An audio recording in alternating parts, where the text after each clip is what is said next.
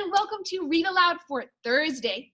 So the awesome book that is going to end our week of stories is called Going Down Home with Daddy. It's written by Kelly Starling Lyons and illustrated by Daniel Minter. This story is all about going home to your family and what it means to have a big family reunion. So let's get reading.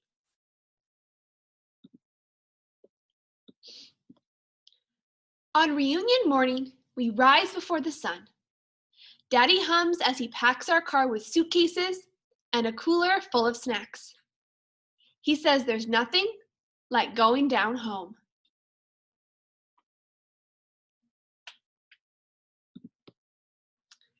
We leave when the sky is still dark with sleep. Sis closes her eyes, but mine stay wide open. I watch as we drive from city streets to flowing highways under a sweep of sparkling stars. Lil Allen, Mama says after a while, you better catch some Z's while you can. I try to rest, but can't stop smiling. Soon, I'll get to see my great-grandma Granny and hang out with all my cousins. But when I look at my hands, empty as the road in front of us, my grin fades. The anniversary celebration. I bet everyone will have something to share except me.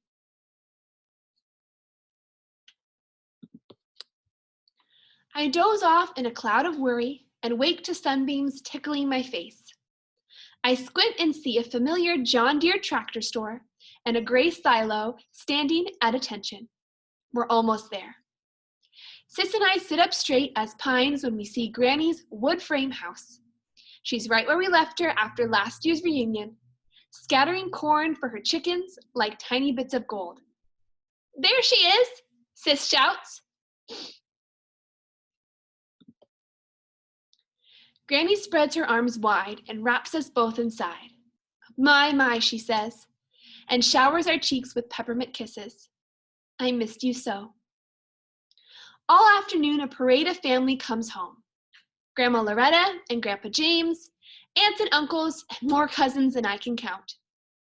Got a head just like your daddy, Uncle Ray teases me. Daddy's eyes twinkle. Now I know you're not talking about heads. Can't take them anywhere, Grandma Loretta says, laughing. While the grown-ups catch up, we cousins run to the fence to visit Grandma's goats and cows. You doing something for the celebration? Isaiah asks Sis. Singing Granny's favorite song, His Eye is on the Sparrow, she says. How about you? Reading Mother to Son by Langston Hughes. I made a scrapbook in Granny's favorite color, blue, Devin says. You got something, Lil Allen? I kick a stone and my eyes start to burn. Ready for a tractor ride? Sis asks, saving me from having to answer.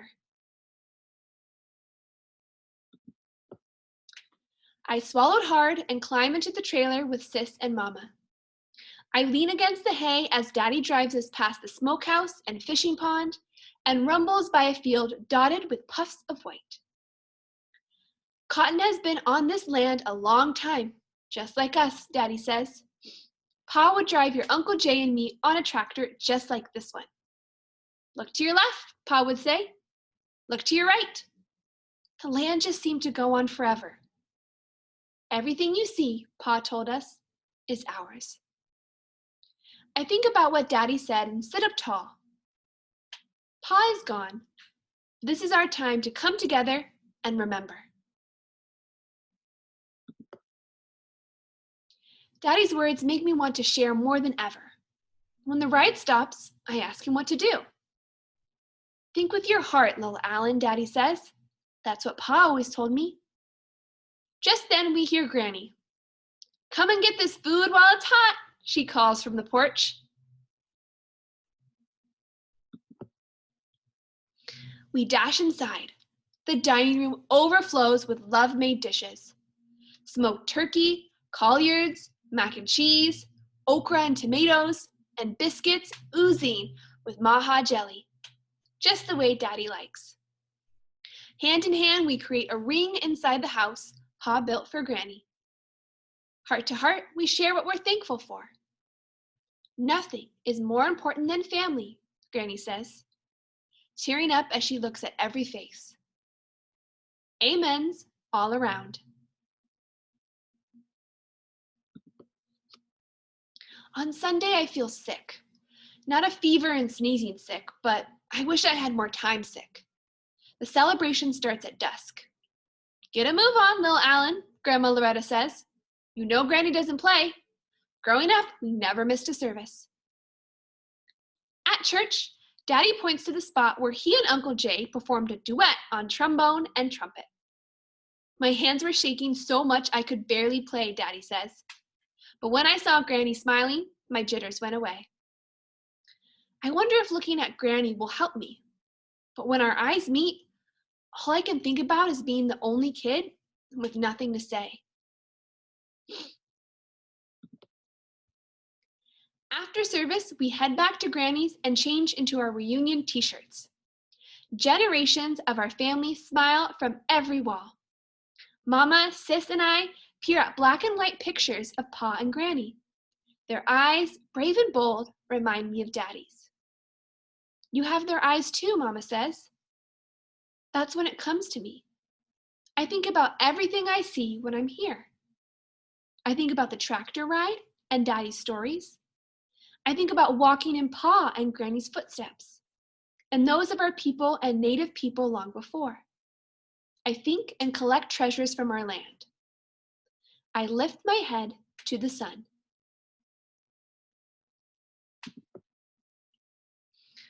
Just before satin night falls, we sit outside on porch steps and metal lawn chairs. It's celebration time. Our people were stolen from Africa and shipped to this continent in chains, Daddy says. But no one could lock away their dreams. They dreamed on this land during slavery. They dreamed on this land as they made a way out of no way and fought Jim Crow. 75 years ago, a farmer and a teacher bought this land, Daddy gazes at Granny. And look at us now. One after another, cousins offer their tributes. Sis's song makes Granny eyes shine. Isaiah's poem gets everyone nodding. Then, I step forward. I feel like a spotlight is blazing just on me. I look down and say nothing. It's okay, little Alan, Sis whispers. I lift my head. I see gleaming smiles. I try again. Cotton for the quilt Granny made to keep her children warm, I say, holding a white cloud in my fingers. A pecan for the trees Pa planted and all of the kids love to climb. I pinch dirt and let it rain to the ground. And earth for land that's ours as far as we can see. Fireflies wink and whirl in a carnival around us. That's all right, I hear Granny say. Daddy flashes a thumbs up. I grin at the moon. It glows back at me. We're a mighty family, Dad booms. Mighty, we roar back.